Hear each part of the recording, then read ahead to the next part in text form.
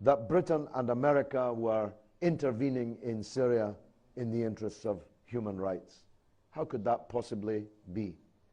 Britain and America are the biggest supporters of dictatorship in the Arab world before and now.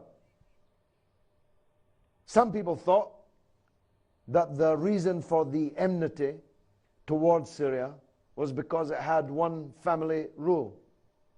Well, every single member of the Kuwaiti cabinet has the same name. Every ruler in the history of Saudi Arabia comes from the same family. So it really can't be that, can it?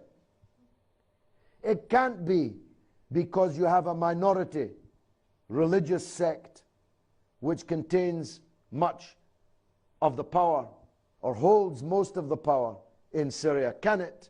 Because we are arming the dictatorship in Bahrain, where a tiny minority religious sect holds almost all of the power. It can't be, can it, for any of those reasons.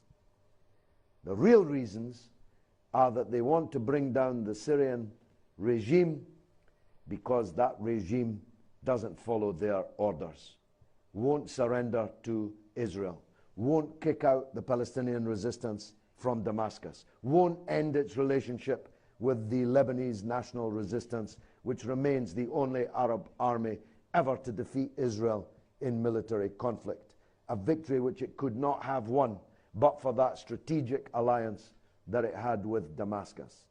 They want to bring down the Syrian regime because it didn't play ball on the invasion and in the subsequent occupation of Iraq. So these people play these sectarian games. The West has no interest in Islam.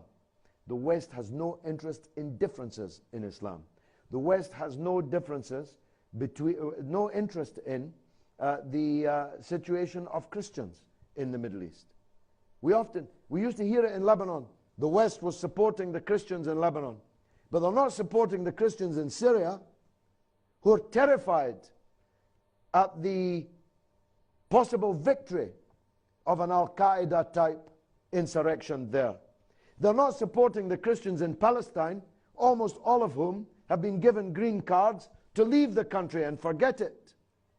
Please don't think that they care about your religions.